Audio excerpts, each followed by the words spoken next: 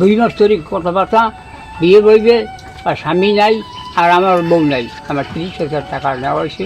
আর পিরোজপুরের মঠবাড়িয়ায় বিয়ের দাবিতে ৩৫ বছরের নারীর বাড়িতে ৭৫ বছর বয়সী আবুল কাশেম মুন্সি অনশন করেছেন। গত ১৬ই আগস্ট সকাল থেকে দিনব্যাপী উপজেলার বড়মাছুয়া ইউনিয়নের ঠুটাখালী গ্রামে ওই নারীর বাড়িতে অনশন করেন ওই বৃদ্ধ। আবুল কাশেম মুন্সি উপজেলার বেতমোর রাজপাড়া ইউনিয়নের পশ্চিম মিঠাখালী গ্রামের বাসিন্দা মৃত আজহার আলী মুন্সির ছেলে।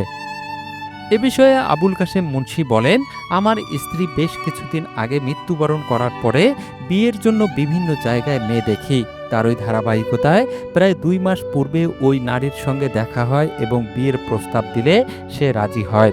সেই সুবাদে ওই নারী বিভিন্ন সময়ে আমার কাছ থেকে প্রায় ৩৫ থেকে ৪০ হাজার টাকা নেয়। কিন্তু গত কিছুদিন আগে থেকে হঠাৎ কোনো কারণ ছাড়াই ওই নারী আমার সঙ্গে যোগাযোগ বিচ্ছিন্ন করে দেয়। আমি তার বাড়িতে আসতে চাইলে আমাকে ভুল ঠিকানা দেয়। এক পর্যায়ে আমি প্রায় ৪-৫ দিন খোঁজ করে ওই নারীর বাড়িতে আসি।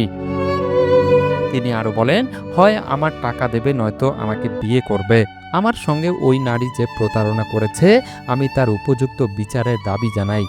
আমি বিবাহ করতে আইসি, ঘর কি আগর বকর করে তাই না, আমি বিবাহ করি। আর কিছু না, আমি তো লাফানো করি, মানে যেটা করবে ওই জন্যই।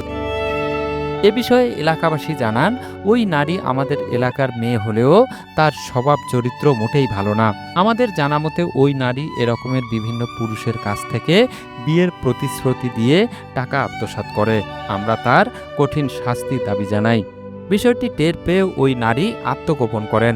পরে বিষয়টি জানতে তার মোবাইল ফোনে কল দিলে বিষয়টি তিনি অস্বীকার করেন। জুলফিকার জুয়েল, 52 আলো, নিউজ ডেস্ক।